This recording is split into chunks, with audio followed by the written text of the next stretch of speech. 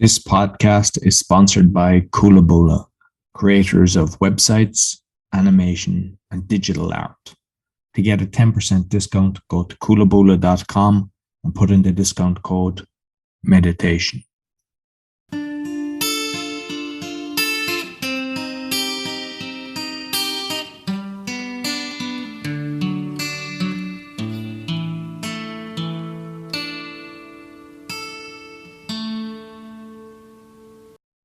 Welcome to the Meditation Podcast. You can find all our episodes on meditationpodcast.org. I also have the Awakening Podcast, this Polish podcast, and the Speaking Podcast, and the new Crypto Podcast, and all can be found on rycolin.com.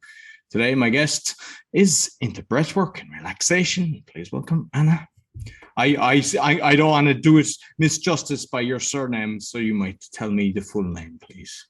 My name is Anna Gough. It often gets pronounced, disastrously. And I thought actually when I got married that my maiden name was gone, because my maiden name is Kratochville, which is Kratochville.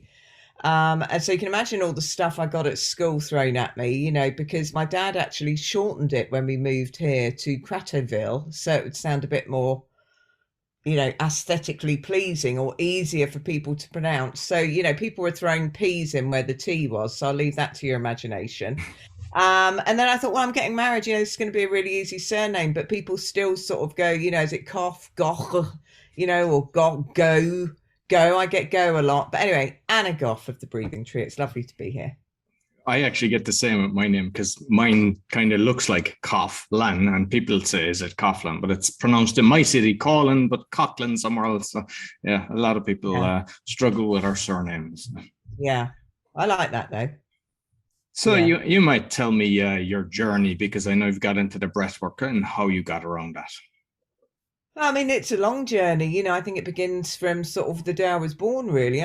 My mum always said to me, I was born a wise little soul who, and sort of condense it, I'm a real empath. So for people who don't really know, they know what empathy is. But I think when you're an empath, you feel things in a much more enhanced way to, let's say, the norm. I don't like to use the word normal because none of us are normal. So I pick up on energy very much. So, which means that, when I have, joy, I feel it immensely. When I feel love, I feel it very deeply. When I feel pain, I feel it very, very deeply. And I've not had the smoothest of paths since I was born. And, as much as I love my parents deeply and I have a good relationship with them, I've had to do a lot of therapy to work through a lot of my things from my upbringing. My parents both, between them, had 9 marriages. There were 6 children that were sort of scattered between all these marriages going on. So life was pretty chaotic. So you can imagine I was born quite serious, trying to be the fixer, trying to get attention. And, I found a way to sort of manage my emotions by being that fixer and being the person to get attention by behaving and being good. So I spent many of my probably years where you should be a bit rebellious and be having fun and being a bit cheeky and lippy to your parents, being the compliant people pleaser, and then my mother left at 15. She went to live in America. She took my 2 younger siblings. My other siblings had all moved on. So I was sort of in a position where then I was having to go and live with my father, who, I didn't have an overly close relationship with, and feeling a sense of I'm not good enough. Why has my mum left? And again, I will always reiterate, I love my mum dearly. They've had their own lessons to learn. So this isn't a platform for me to be able to go, I blame my parents for it. It certainly isn't. They've had their own journey, and it's really helped me understand their patterns of behavior and their upbringing, and it goes, those patterns continue. So, and then I met my husband, and, I was just I was floating through life, just knowing I was very sensitive, knowing I was very aware of people's energy and emotions, and very intuitive. I would always feel my hairs go up if something wasn't right. And my husband's, very successful sportsman. Our life got thrust into the public eye, which for me was hellish, if I'm honest. I'm a very private person. I then had a son. He was away in Australia on a big cricket tour. He played cricket for England at a very, and he was very good. So it's sort of like a media storm of, my husband's away 9 months of the year. We've got a wonderful life materially. I've got a beautiful son, but my husband isn't here. And I was also living away from my family. So there was almost sort of a mirror of my upbringing of I sort of felt, even though he wasn't abandoning me, at all, I'm on my own again. I'm having to survive on my own again. And all these emotions were coming up for me that I wasn't really aware of. But when I had my own child, I wanted to give my children, but we have two sons, everything that I never had. So I probably overcompensated. It's a very common trait for someone who's probably not had that nurturing that they need growing up, that you either go one way or the other. You follow the same pattern or you're worse, or you go the other way and try and be the perfect parent. So for me, I was the latter. And I was utterly exhausted, and then I had sort of the pressure of, the media and coming into the hospital to take pictures of me with my baby. And I found all of that, when I use the word traumatic, I'm not flashing that about easily. It was literally the women were being kicked out of their bedrooms and moved off so people could come in and get pictures of me with my son. And all I want to do is go home. And back then, I'm knocking on a bit. Back then we didn't have mobiles. We couldn't do Skype. We couldn't see each other like you and I now. Like it's like you and I are in the same room and we're connecting. I was having to send a fax over to my husband in Australia, and then all the media coming in to do pictures. So for me, and I truly believe that I've walked this earth before. I do. I think this is a very spiritual space we're talking in here. I do. I have feelings of nostalgia that aren't within my life now. I can think things and then it's almost like a memory, but actually it isn't in this present life. I've done a lot of work with people who are very experienced in past life regression. They've all pretty much given me the same story and they're not connected at all. So there isn't where they could have all talked between each other. And I find all of that fascinating. So I'm still walking down that path to find out more. But I think because of that, I was just sort of this modern life and this attention and this sort of media storm was crippling. And then I ended up, I'll be honest with you, I broke, it's like full breakdown mode, full high anxiety, not really, it wasn't so much depression. It was more so much anxiety I couldn't even lift up a piece of toast and eat a piece of toast. I just felt utterly exhausted because there was all of the patterns of my past, the upbringing and things that were happening, with my husband and his career, and my sense of feeling very lost and disengaged from my own life. And where was my identity going now? Because everywhere I went, it was always talking about my husband. He's amazing. And, you sort of get, excuse me, can you just move out the way? And to a certain degree I can cope with that, but it was just when you put all of these things together, eventually all of these things start adding on to you as a human being.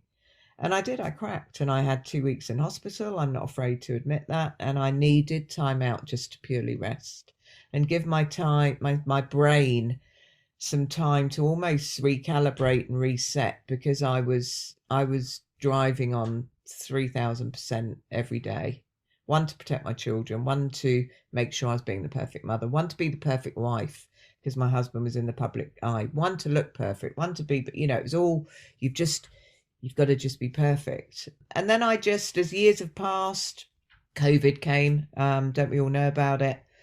And I've been doing a lot, so put all the therapy box together. So I've done retreats. I've done the Hoffman process, which was incredible. I've done Joe Dispenza, one-to-one events, intensive immersions with his stuff. I've done a lot of this sort of really deep diving into what we are as human beings. And actually we are made up so much more than our physical shell. We are energy, really. And, I'm a big believer of what we put out, we get back. And so lots of work into that. But then there was still this disconnect within me. And I thought, being an anxiety sufferer, my breathing, I'm very aware that even when you're not having a full-blown panic attack, you're still, you're shallow breathing into your chest quite a lot. And I'd done all the conventional stuff, been at the doctors, had lots of support with counsellors. And I just last year, I really immersed myself in Wim Hof, and I was doing the whole cold water therapy, still do all of that, outdoor swimming.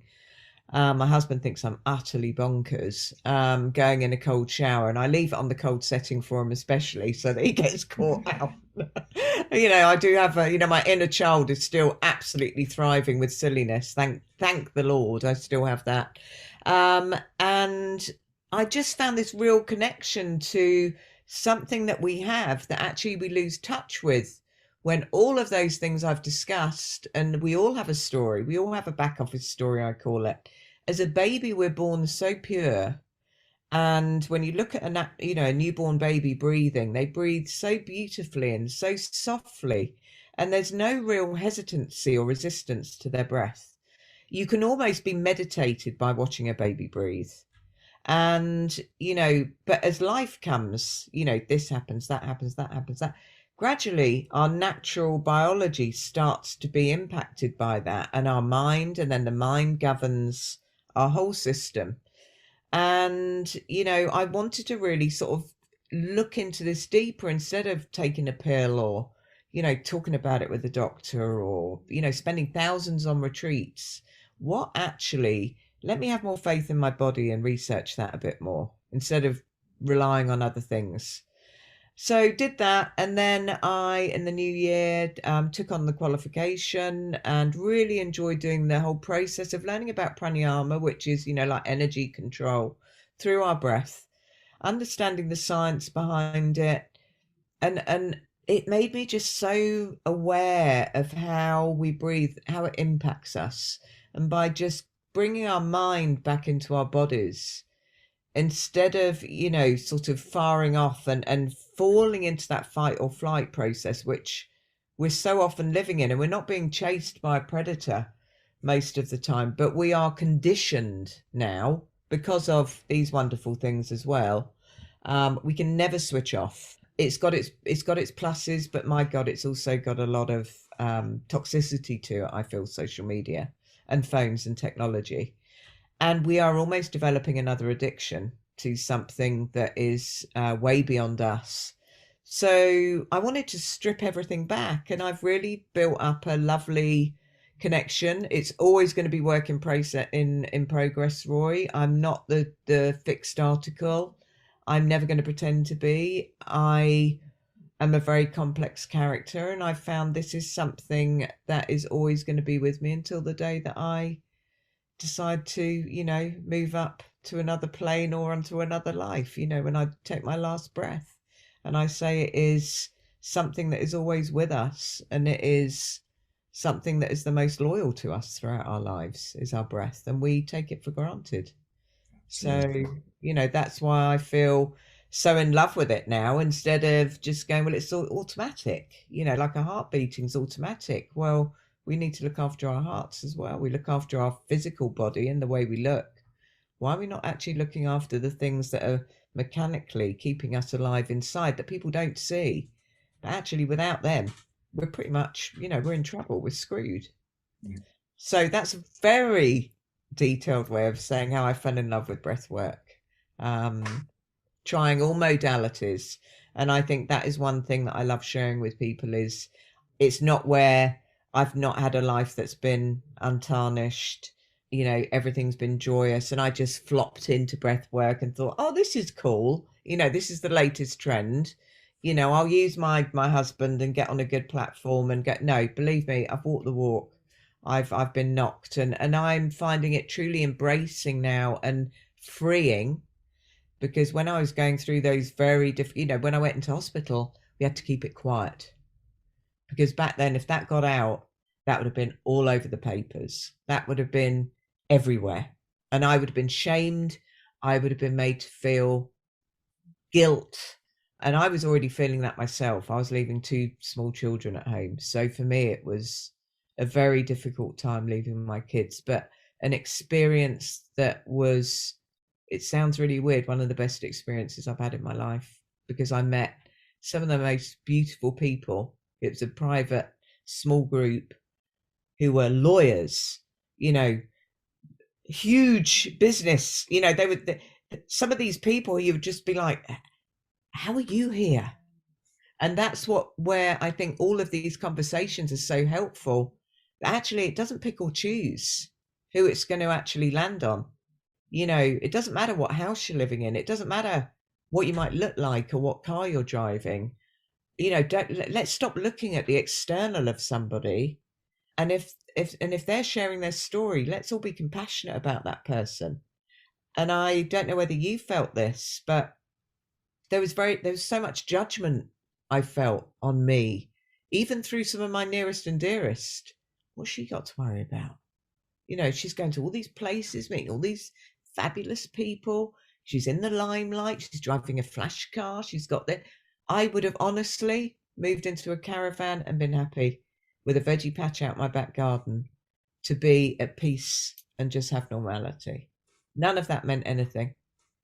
And I learnt that a long time ago. And yes, it's lovely if you have it and you're happy and you're at peace, but it actually means naffle if you don't have peace in your mind.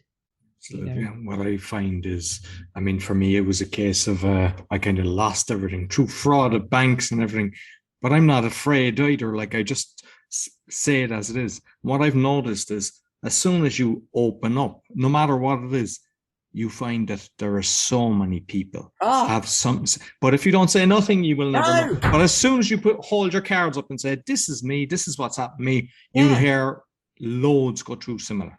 And don't you find as well, Roy, is that you actually begin to invite, you know, if that's the word, the most, you build up relationships with people where actually you're together. You know, you're not having to go, oh no, I mean, it's not where you're ringing up people every day going, oh, I feel shit, or, you know, I'm feeling really anxious, you know, can you just be, you know, it's not like a Good Samaritan's helpline. But what I'm saying is you can go, I know how you feel, Roy. I know how you feel. I know exactly how you feel. I've been there. Yeah, I felt a bit like that the other week, actually. And you're not embarrassed to talk about the moon energy, which you and I were talking about, you know, that can impact me greatly. And doesn't mean the person has to understand it. Really sorry, guys, if you're listening, my phone's, you know, I love to be in that sort of environment where you're not looked at like, what? Because I think people think that you've got to have feathers in your hair and be walking around in, you know, a loincloth and smoking a sage stick, you know, to realize you're spiritual. I'm deeply spiritual. I truly believe we move on to other places when we pass. I don't know where, but I have all of these beliefs. I have a deep connection to nature. I talk to bloody trees, you know. I look at the way trees move. I listen to the way trees creak and the way the leaves rustle. And, you know, my husband's there is a real sort of alpha male, an ex-sportsman. You know, he's now a radio presenter, and he sort of understands me. But I know he's like, come on, we need to get back. And I'm there videoing a tree sort of creaking. And I said, the tree's talking to us. We need to be here. It's communicating with us. And I'm sure he thinks I'm losing my marbles. And have you read The Hidden Life of Trees?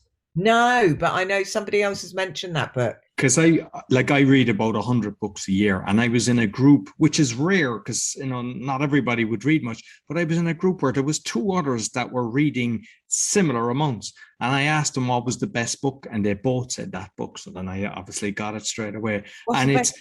What's your best book ever? I think every book has something. Yeah, you know, like Dale Carnegie for communicating with people.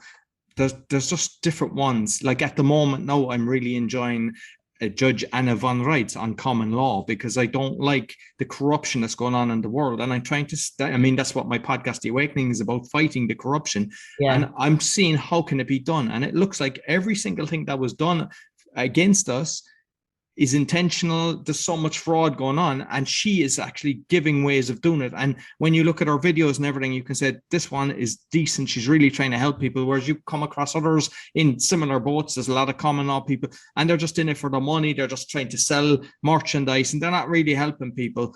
And so, like, I have a lot of, I'm after reading 7 books on common law at the moment. So it Wow. depends. And I reread, like, I just reread E-Myth, revisited. I enjoy that. I had The Blue Ocean. So I like business books, and I like, just totally, it depends how I feel. I'm reading What Really Makes You Ill by Dawn Lester, and I forget the other guy, but they spent 10 years researching on health, and I am learning so much on that. So just constantly reading different things, but I will reread books that I love. Yeah, I'm like that. And I mean, I'm much better. I do love the feel of a paper book. I just think to have a book in your hands and turn the page, but I'm much more, I think when I'm busy, I'm better. I do find Audible. I'm a bit of an Audible junkie as well. So, if I'm out walking the dogs and I think, okay, well, a lot of the time I like to walk in silence, but sometimes I think, no, I want to learn a bit more about that. And I follow a lot of good breath teachers and some of the best in the world, because there's always something I'm going to learn from these guys. And, I'll tune in and while I'm on a walk. So Audible, I find, really, really useful. I think the biggest thing I've learned throughout my journey, if you want to call it that, and I don't know whether, it stems back from what you just said about the more we open ourselves up, the more other people, it's almost like they feel that they've got permission, or that the gate has opened. And Brené Brown, I love her because her work is all about vulnerability, and just being vulnerable. And people go, what do you mean being vulnerable? That means it doesn't mean you're weeping in a corner. It's just where you're taking that leap from going, I'm going to tell you a little bit about my story that you won't know, and it's not pretty. It was very painful, and this is what happened to me, but I'm trusting you with this little piece of my story, and I hope you can just show a bit of, not even give me anything back, but just that you'll listen without judgment.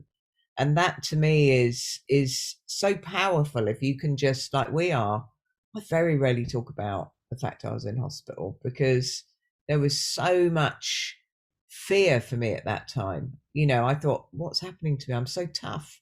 I've been through this and this. I've had a baby while my husband's away. I've gone through. So to crack like that was, and I think people were very shocked by it. And again, I'll ask you the question: did you find that even your nearest and dearest or friends were like, what are you worrying about, or why are you struggling? Did you find that some of your nearest and dearest found it difficult to understand? I like, because I'm very close to my parents, so they totally understood everything, as Yeah. as I was going through it, and loads of court cases and everything. I kind of kept a lot quiet at the time, to be honest with you, because when you're running a business and this everything's falling around you, you can't exactly throw it out there then, because then nobody wants to, if you're doing property or anything, they don't want to be buying anything off you, because they think Yeah. it's, so sometimes, like, I You've got had to to at keep the it. time, Yeah. nobody knew what was going on. I had to keep, Yeah. just as if everything was hunky dory, but the whole world was disappearing, falling around about me. And unfortunately, you have to do that, because, like, if you are Yeah. looking for investors, or they go, "Oh, I'm not Yeah. going near that guy." Even though it has nothing to do with you or what, the circumstance. It's just the way people, And you and know. it and to me, that's exhausting, isn't it? It's exhausting because I've done it where you're like, no, no, no, I can't let them sit here. I used to drop the kids off at school. I'm morning. And you'd come home and it's like, oh, and I just thought, I'm so tired. I'm so tired of just putting on and pretending and pretending and pretending. But I was listening to a podcast this morning actually, where very famous actress over here, she was on with Fern Cotton. She was talking about, how, almost the more we keep covering that up, the harder the fall comes.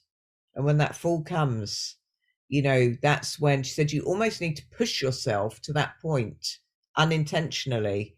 But then when you really hit that low, and out of every, if you want to call it trauma or challenge or difficulty I've had, I have learnt something very positive from that. Or I've gone on to move into a direction, whether it be with work, or I've engaged with people, I've got to know people somehow that I felt more connected to, or I've gone on a brilliant retreat, or I've read a book that I've connected. There's something that has given me something really good from that. And I always try and share that with people who are really struggling is, you won't see it now. And I'm certainly not here to try and, mask over what you're feeling. But promise me, if you really have some faith out of this, it might take a long time, but you will learn a really good lesson and you'll make changes that are much better for you, because this has come to actually, it's what I call life lessons, because if we kept going the way we're going, I'm now living in a place of much more authenticity than I ever had. I don't feel I've got to go out every weekend. I don't feel I've got to put on a certain out. I don't feel I've got to actually be, as long as I'm kind, as long as I'm not hurting anybody, as long as I know I'm being a good person, as good as I possibly can be. I'm not bloody perfect, let me tell you that. I'll be a right moo when I want to be.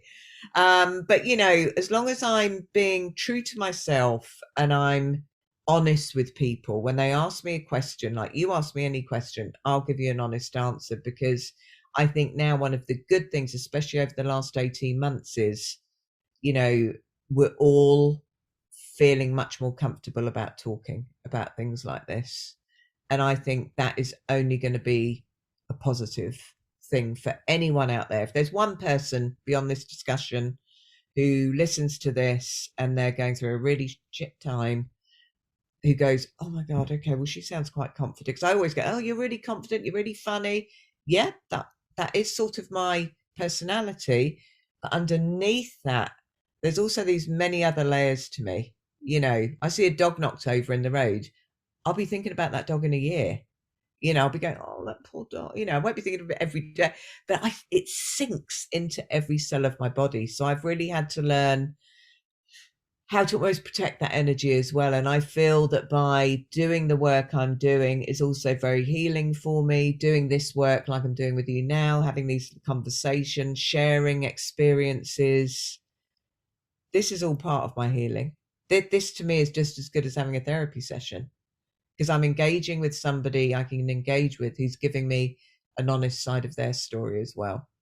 They're not talking about what they bought at the supermarket or designer watch, or to me that's all, we're having a proper meaty conversation, and that is what stimulates me and actually nourishes my soul, and that's what I want in my life. Like you mentioned that that you might think at the time this is the worst thing that's ever happened to me. Like with me, when I went through that, my houses were taken off me. I had investment properties, loads of different things. I was looking, because I was doing well, and I was looking to make, like, say, €5 million, and I ended up being personally responsible for 5 million because I was the president of a load of different companies. All the investors just ran for the hill and left me holding the crying baby. And at the time, yeah, it went bad, but it's the best thing that's ever happened to me, because now I totally appreciate life. I mean, I'm outside now, grounding myself, constantly going around in bare feet, like looking at butterflies. You're talking about the trees. I'm the same. I'm looking at the trees. I'm just watching a bird, watching everything, and just so connected. And I'm 100 times in a better place than when I thought, oh, life is good, driving the nice car, doing anything like that. And it's not. So sometimes you might think the worst thing in your life, it turns out to be the best thing. Yeah. And it's, we are, I always say we are nature, and we've lost through the years of technology and all of the access, the sort of, the availability of whatever we want. We press a button, we've got it within a few hours delivered to our door. Don't get me wrong, at times I blooming love that, but generally, I like to have to graft for things a little bit.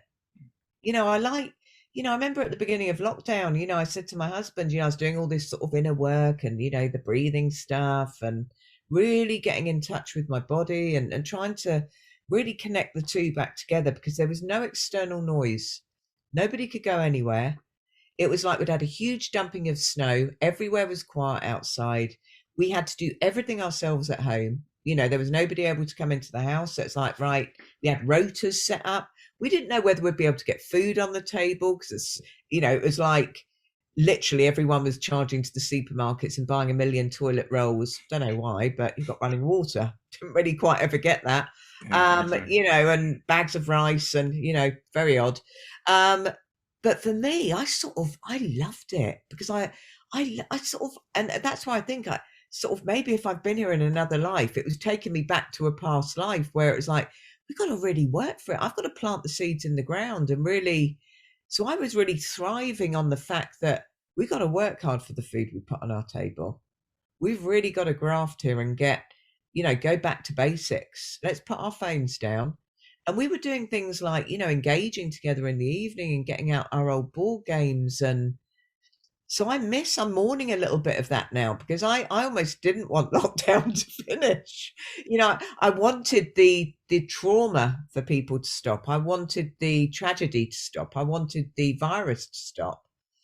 But I loved the way my life had sort of fallen into this simple, just the external noise stopped for me the minute lockdown came. And I'm really trying to hold on to that. And I think, as I say, going back to the breath, that keeps me very present instead of, and it doesn't always work. As I say, there's no one size fits all and there's no one fix for anyone as complex as me, I guess. But I use all different things, but the breath is my one staple that if I can feel my mind racing and racing and racing, I'll go, okay, you need to just spend 10 minutes just sitting, and whether it's in the garden or somewhere quiet, and connect back again.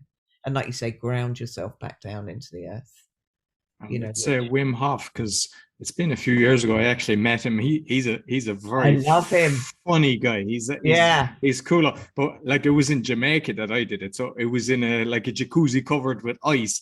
So then you're coming out and it's 30 degrees, so it's not the same thing. But you might let people know the Wim Hof method that don't know about it. Yeah, I mean, he's a lot of his the work I've done of his is very much a strong breath, isn't it? His is very, I guess you'd call it, it's quite hyperventilating. But when I say that, it's not to scare people. It's a very strong breath, sort of cycle where you do. So, for example, I will do nearly 40 minutes of that. So you're doing sort of 30 inhales and exhales in and out the mouth. So his is a lot of in and out the mouth work. And then on the last exhale, you literally, you pause, and people are like, wow, that's hard, because actually you're holding your breath with no air. So you've literally pushed all the air out the body. And then you're timing, you set a timer, and then you feel literally the sensations. It's like a high, because then what you're doing is you're cutting off the oxygen. And then all of this chemistry is happening in the body, which is, very stimulating. So you are stimulating your sympathetic nervous system when you're going through this process, because we're getting very similar feelings to, the adrenaline's coming in. We're going into a bit of what would be fight or flight, but you're not scared. It's because you're in this state of, you're controlling that breath hold. And then you might get to 2 minutes, you might get to 1 minute, you might get to 30 seconds. And then when you feel your brain is saying you need to get some air in, big inhale, and then you hold for like 15 seconds, full of air. And then you just let it go. And it's like, oh man, I feel like I've been hit. It's such a buzz. And then you do another cycle, then another cycle. And it was so encouraging because you notice it's not necessarily about, I think a lot of people might get drawn into the fact that, oh, I can hold my breath for 3 or 4 minutes, sort of you've exhaled, you hold the breath. No, it isn't about that. And that's what he will always say. You could get someone doing it for 8 minutes, but if they're not getting that feeling, that feeling in the body of just that buzz, then, it doesn't matter how long you hold the breath for. So I did get a little bit hooked on that and loved it. But then what he does, and I do this with my breath work, is you never do a strong breath cycle and not finish it with bringing the body back down into a state of homeostasis, which is balance. So, you can sort of get the body going as you would in the gym. So you go on a running machine, your heart gets pumping, you're full of life, you're feeling like you can take the world on. You really should always warm down after you've done that. Not everybody does, and you should have a bit of a stretch. It's the same with the breath, so if you're going to do the hard breath stuff or really stimulating, always spend like 10 minutes just going in and out the nose. So go back in and out through the nose to really bring the body back into balance, because nasal breathing is very good for integrating and enhancing our parasympathetic nervous system. So with Wim Hof, especially, you're really bringing up the adrenaline, but then he's so good. He'll go, right, we've really activated the body, but now we're going to bring you back down. He'll never say charge off the mat when you're in that sort of fantastic euphoria. He brings you back down into that beautiful state of, so you've been charged up, but then you're just coming back into this beautiful state of peacefulness. And then you go and jump in a lovely cold shower and get hooked up again. But I love him. And you know, and I always like to talk about him in the work that I do, because I credit him for getting me into this mainly, you know, and it's not just the breath, it's him as a person, it's his story. It's, you know, he's had a seriously bloody hard time. You know, if you read his book, you know, he lost his wife to suicide and had 4 kids, and you know, and I just think, do you know what? I bloody love him. And I was due to come out and do his retreat in Poland this year, because I said, if I'm going to do it, I'm going to do it in the hardest conditions. So I'm going to come out, I'm booking on to come and do it early next year, because I want to do the whole mountain trek in a vest top, as hard as it is. And so, yeah, that is on my little tick list of life. But I'm very envious that you've met him, because I do have a slight sort of, you know, breath crush on Wim Hof. I love him. He's a lovely guy. And I mean, I didn't do the training with him in Poland, and I had planned on doing it, but the dates didn't work out. But I like this year, for the first time, I started doing in the lakes, going into the lakes. I don't know, about 6 or 8 times. First time was harsh.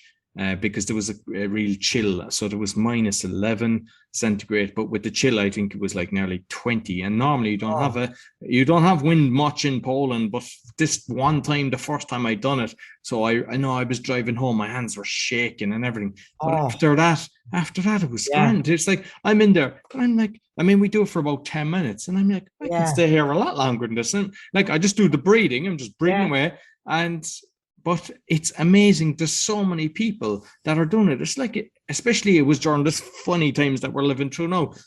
But it was like you're back to normal, because there was just a bundle of people there. There was 200, 300 people, and there's constantly people going into the water, people just taking pictures, kids there. Everyone's just having fun.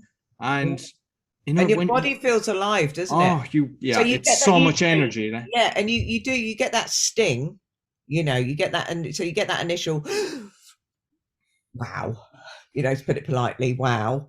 And I'm very much right, just, you know, do a bit of breathing before you go in, but I have to get in quick, you know, I can't be putting my toe in, because if I take more time, my brain's going to start playing tricks on me. But, you know, when it's really cold, I might do 2-3 minutes, you know, and then I'm like, okay, you know, especially if I'm on my own, you know, it's like, okay, I'm going to get out now. Yeah, it's better. You see, when you've got other people, you're motivating each other. Plus, the very first time I done it, the person that encouraged me to do it was just having a conversation, because I mean, it was shock, and they were just talking away to me. But what they really were doing was distracting me from the actual, you know, freezing myself off. Like. And the funny thing is, because I was in there and I was like running on the spot, and people were keep your hands over your hand. And I had a short pants on, and because I was running, my short pants fell off. So eventually I had to put my hands under the water to pull my back. Do you know what? I think people in that environment, they embrace it all. Yeah. I just think, you know, hey, we're going back to nature. So I think whatever happens, you know, happens. But you know, I love it. I go lake swimming here, but it's quite, it's not warm, but it's I'm doing it now. And then in the winter, I do tend to don a bit of a wetsuit, but you know, call me a wimp, but I love it. And you know, I really feel encouraged by is that it's becoming so popular. And I do think we are getting somewhere with coming away from the external and things and material and matter. And I really, my hope is that continues. It's never going to be it's not going to be a quick fix. But I think even the simplest of things, like you and I talking, you know, and having these lovely, beautiful, open conversations, and all these other, you know, wonderful, you know, books and audible things, and the fact people are just feeling less judged is a healing modality for people, you know, and you know, being able to say, I love outdoor swimming in a bloody lake, and you know, not really giving a hoot what people think. I think just be you. We've got one shot at this life. I said it yesterday, to somebody. You have one life. You have to live your life for you. Just don't hurt people, but make sure that you do, love the people you love, but make sure that you are authentically you, and you're not just constantly doing things for other people or to please others. Look after your own energy as well. And I learnt that the hard way, but and I speak from my own experiences. So it doesn't mean turn into somebody selfish. It just means, do the things that you love. And that is for me very simple things now. Very simple. So The thing is, like, a lot of people, whether they were doing LSD or I know a lot of people that do the ayahuasca and everything, like, I don't know what the long-term effect on ayahuasca. I know loads of people are doing the ayahuasca oh and yeah, I everything. know. Yeah. Yeah, but the thing is, with the breath work, you get so much visualizations, and I don't think people realize that when you do it properly and you've got a good facilitator, Yeah. you can see amazing things, stuff you have never seen in your life, and you're like, "What is this about?" And Yeah. you just feel amazing afterwards. Yeah, you do. It is like a natural high. My breath teacher, who I did the course with, he said, all of that work is incredible because it is like having a drug. You go on a natural high, but it's always very important to come back down and bring the body back before you go rushing off, because it's the breath work is also incorporated with bringing ourselves into a place of stillness. So it isn't just about sitting on a mat and breathing. It's about creating space inside to actually do some self exploration as to what you might be needing at the moment. So if I know I'm not breathing properly, I know that I'm out of sync. There's something, I'm rushing around too much, or my mind's too busy, or I haven't eaten as well as I should have, or I haven't exercised. There's something out of balance. So it's a really good communicator, but it takes time for people to develop that awareness and that connection. But it does come. It's just a few minutes of practice. I learned something the other day from a brilliant breath worker over here. And she said, 60% of our lymphatic system is underneath our diaphragm. So by really breathing into our abdomen, really expanding our belly, because so often we're told, pull your belly in, aren't we? Don't let your belly look big. So often we're walking around, I'm not, but, a lot of people are so busy trying to make their bellies look fat, lovely and gorgeous and slim. So instantly, just by doing that, we're not bringing the air in. So by really expanding out the diaphragm, we're automatically sort of massaging this lymphatic system, which is part of our, that's how we detox. That's how we clear out all the shit from the pipes, basically.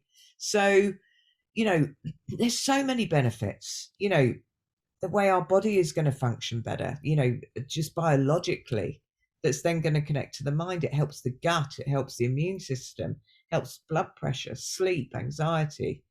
But it takes practice, and it's a few minutes. And by breathing in and out to the count of 6, just really smoothly, in and out through the nose, just for like 2-3 minutes a day, you can literally drain out the cortisol and the adrenaline.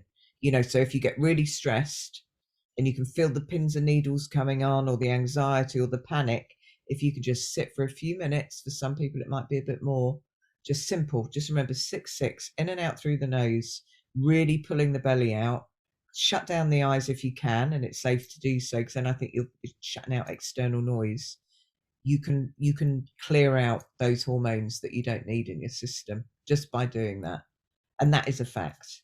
So there's so much, and I think it's going to take just a lot of talks like this for people to sort of almost engage in it. And it's a bit of a niche thing at the moment, and I think but I think the more people just give themselves that few minutes to dig in deep and try it, and I think you and I talked, didn't we? I'd love to do a session on your other, so that they can experience, a little bit of what I do. I'd love the opportunity to do that, because I do take people on a little bit of a journey when I do my breath work as well.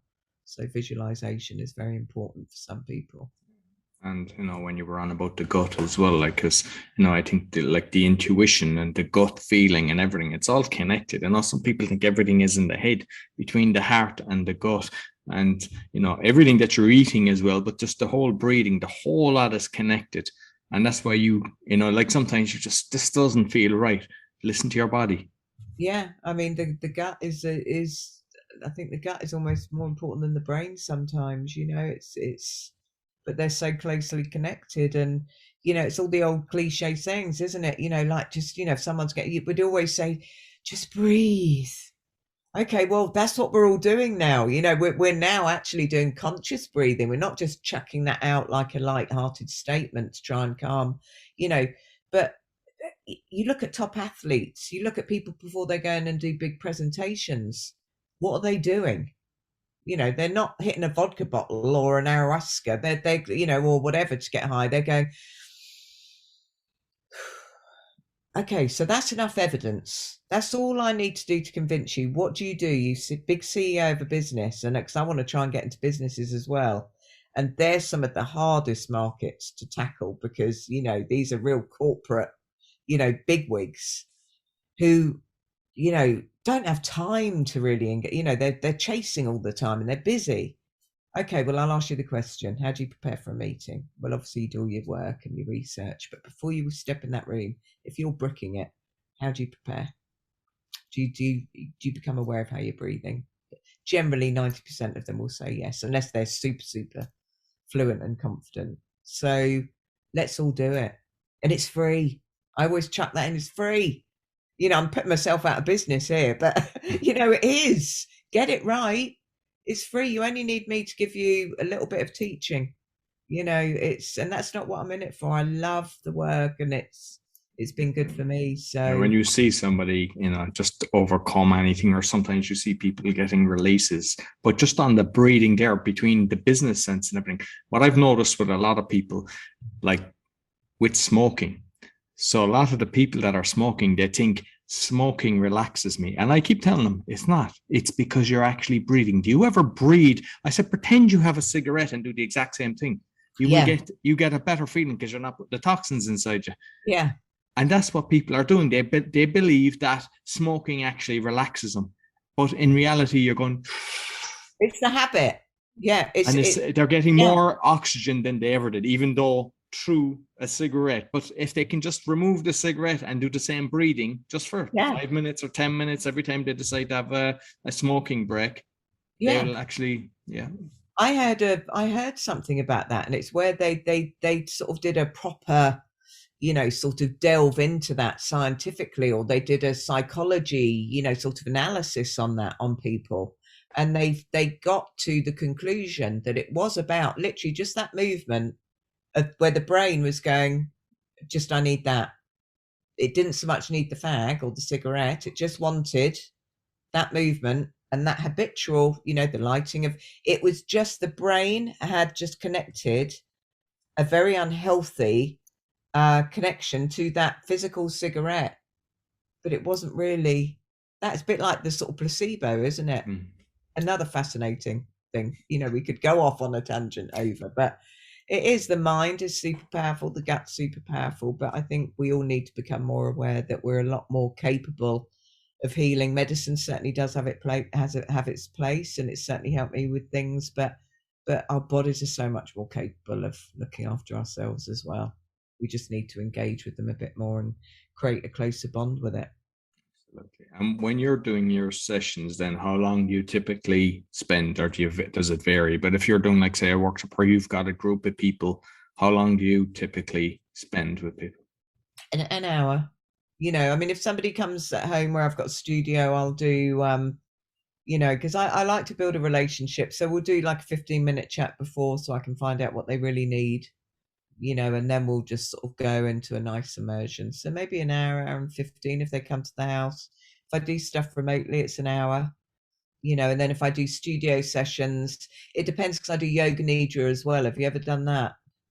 So that is a very ancient form of, it's a bit like a body scan. So it's where you take people on a journey where they're turning their sort of focus to their shoulder, arm, so it's that takes people on a lovely sort of trip as well. So if I'm throwing that in, that'll be about an hour and a half. So we'll do breath and then finish off with yoga nidra. So but studio work over here is still pretty quiet because people are still feeling pretty anxious about moving into spaces together. So the remote stuff is working, and it does work well. People think it won't, but if you get your sound right and and everything's flowing, and people are nice and relaxed at home, it still works really well. It's proven that it's people are really benefiting from it. So, and it's lovely work to do remotely. But to actually have the physical being in front of you is good, because then you can really feel into their energy and their body as well, and you're more hands-on. I suppose it's actually ideal for the person that's really anxious, because some people they get terrified going out in public spaces. So to do it online for them, because they're comfortable in their own home, they could actually get releases of why they're so afraid. Some trauma when they were younger. Yeah, and I always say, the more, so if it's like an evening session, I will always encourage them. I say, turn your video off, mute your sound, put your earpods in, and just let yourself go. You don't have to come on at the end. If you feel you're still awake and you want to just have a chat or talk to me about anything, I'll hang around. But otherwise, just switch off. If it's an energizing session, then obviously to begin with, they're a bit more in the room, and I like to see that they're doing the technique properly. But then you have the other side where people actually like to have just touch, so just a simple where you might just have your hand on their head. I know I'm very much like that. I just sort of completely let go. And then just to sort of have your hands on their belly, and then I do some sort of cranial work as well, because I've done physiology and anatomy. So that's another little string in my bow. So I can add some sort of massage and Indian head massage and stuff. So, you've got, it's there for everybody. I can tailor make it for whatever suits the person. So it works, it works quite well. I can take it everywhere with me. No, brilliant. Poland. I'll come and see you when I come and Wim Hoff. I'll be a block of ice. Definitely.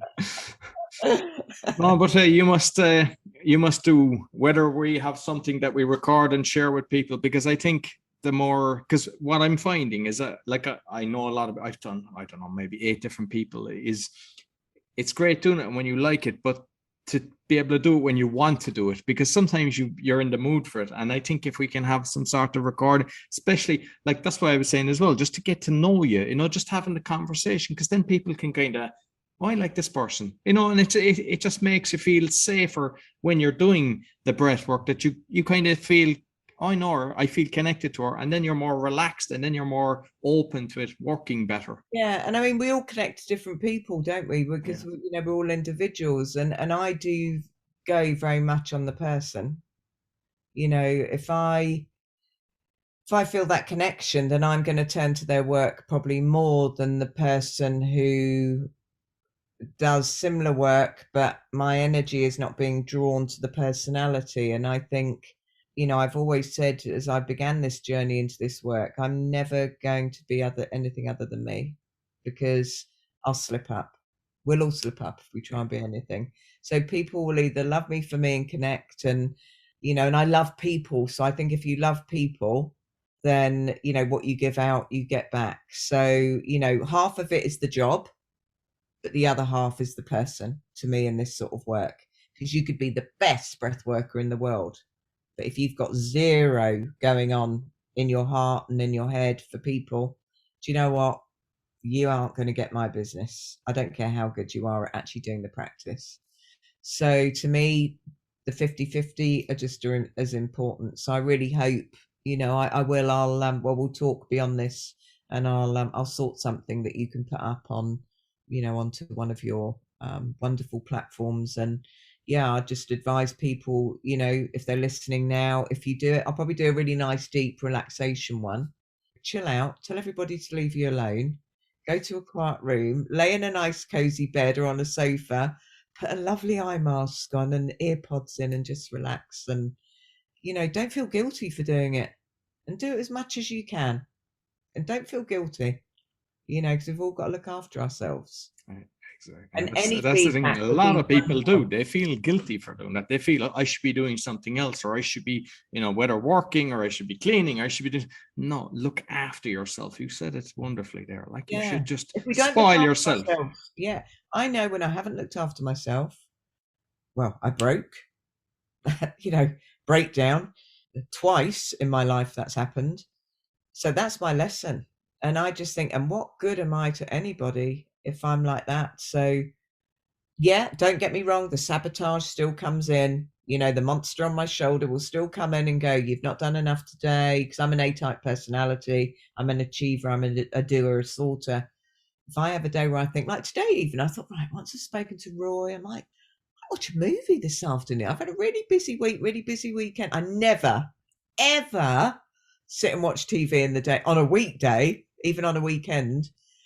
And then the voice comes in, doesn't it? That the monkey on your shoulder. You can't do that. That's what really sad people do. And you're not achieving. And now I thought, no, I can. I can. I've done a day's work already today. And even if I hadn't, it doesn't matter. I've had a great chat with Roy. I'm feeling content. So, and it's lovely. And you know what? I'd love to come on again because I've really enjoyed, I think it's so nice being able to see a face and a face can tell a million stories, can't it? It's very different when we're texting, and I hate all that. Yeah. So, I prefer and I think it's wonderful what you're doing. Keep it up, and I'd love to keep in touch. And, if there's anything you can think of, I mean, I could, as you can see, I love to talk. If there's anything, there's so much more I could talk about. So, we can explore that behind the scenes together and, maybe go on to a different subject of things that I've tried and it's helped. So you might let people know how they can find you, because obviously a lot will want to follow up with Come you. and find me, yeah. So I'm on Instagram, so at breathingtree21. So at breathingtree21.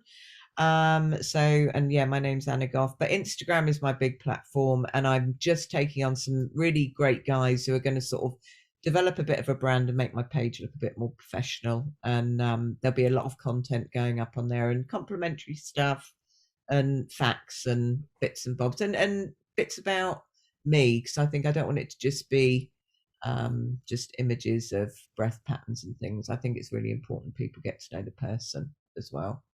My life, my dogs and hamsters, guinea pigs, all of that. The talking tree, that's on there, Roy. You need to follow the talking tree I spoke to. But no, it's been wonderful. I've really enjoyed it. Thank you very much. And I'll make sure I'll put all the links. So I get all the other ones as well. I put them in the podcast description as well as the video when I'm putting up the video. All right, my loves. And everyone look after yourselves if you're listening. And I send you all my love. Thank you very much.